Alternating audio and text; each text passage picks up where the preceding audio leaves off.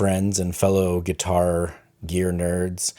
Today, we're going to go over something that we've touched on in the past, but we haven't gone over in depth, and that is my setup right here with my pedal board and the HX Stomp being integrated into this guy. Now, I am running this guy a certain way, and this is not to say this is going to be the right way for you. You can absolutely integrate all of this into the HX Stomp. You'd end up doing things a little bit differently, and your mileage may vary. Now, this is how I do it. Again, this is not how you have to do it, but there is a reason why I'm wired up the way I am, and that is that I want all of my presets to be compatible with 4-cable method. And there's just one little thing that you got to do, really, to make it compatible, and that is this guy right here, the effects loop. Now, this block is absolutely necessary if you want to run the effects loop on the HX. Otherwise, it doesn't know to route signal there. It may seem kind of strange, you know, oh, if you plug something in, it just knows, right? No, it doesn't. It may or may not know that something's plugged in there, but it's not going to care. So the way that the signal path works now is, you know, we're going into the tuner, compressor, drive, into the HX, coming out of the HX into the afterneath. That is my full wet, quote unquote, reverb. It doesn't go full wet, close enough. Into the flashback, into the flint, back into the HX, where I have two more reverb blocks right here. And then it's going out to a DI box. And from there, it's going to split a low impedance signal that's going to go to a stage monitor, which is basically, I believe it's a 1000 watt FR that has two channels that can run simultaneously. So half of that monitor is my stage monitor, and the other half is giving me my guitar sound, not coming back from the board. I found in the past that when it comes back as a monitor signal, I don't know what it is, but there's something wrong. It just doesn't sound right, and it's easy enough. Most DI boxes are going to function this way. It's going to have basically a straight through path, and then it's also going to have a balanced out that's going to go to the board. So front of house, gets what it gets. It's going to sound just like what I'm hearing, probably a little bit better actually, but basically the same thing that I'm hearing out of my floor monitor is what the front of house is getting. So I hear it, it sounds great. Everybody else hears it, sounds amazing. Now, the way that I set this up, you can do this multiple ways. So the tone packs that I'm using, these are from worshiptutorials.com.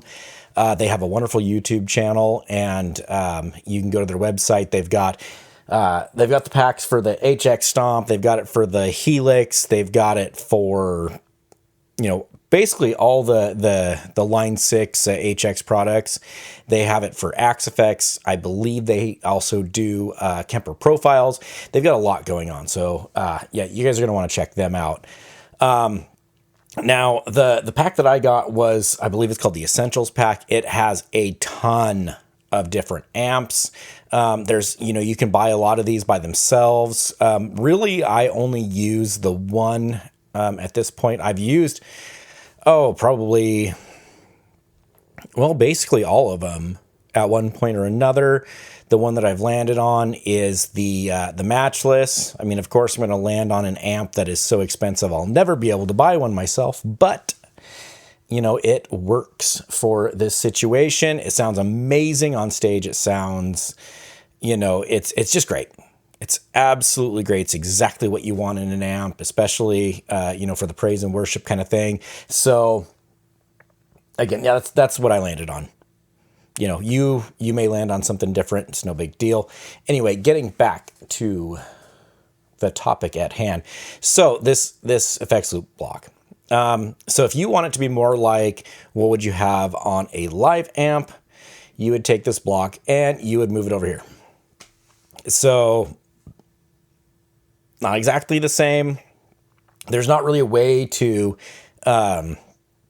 split up the preamp and power amp model and put the effects loop in between. Actually, that would be kind of a cool thing, is if you didn't need this block at all, and when you go into your amp settings, it would just be like a thing, oh, I'm going to turn on my effects loop, and this is my effects loop level, which would be, you know, super fantastic as well. But what I noticed is the way that the Worship Tutorials team built their stuff is they have their effects post IRs, and I actually kind of liked the way that sounded, because you're not hitting the speakers with reverb, you're not hitting the speakers with delay. That is all happening, you know, post speakers. So it's like it was all coming from the board. And I think it kind of ends up being a little bit of a cleaner sound. Again, you know, it's just something you want to play with.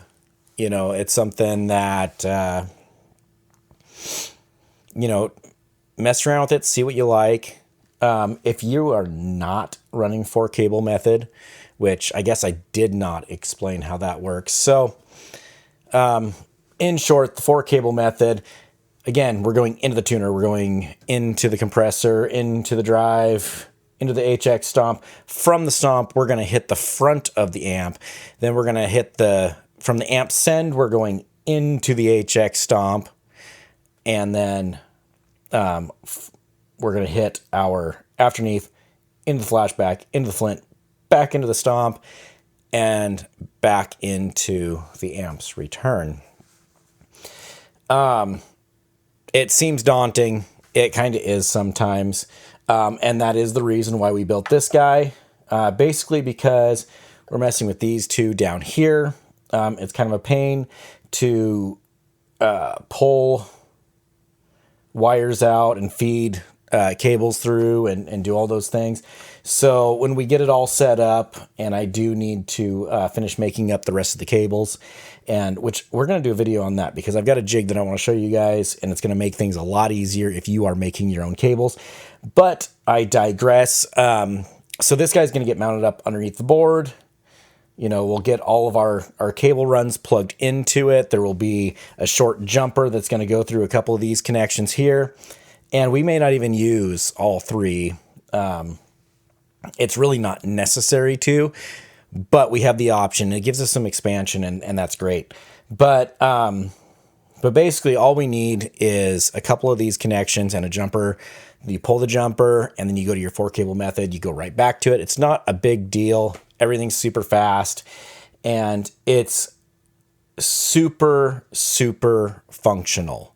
When you're running 4-cable method, again, you know, you can use these the way that they are. You can set the Stomp up to where it's just using the extra effects. Why I like using the amp models is because I can have it set up to where it's either using the amp model, and that's going into the effects loop and ignoring the preamp of the amp, or it's using the amp's preamp, and then all I'm using is front end and effects loop, you know, time-based effects.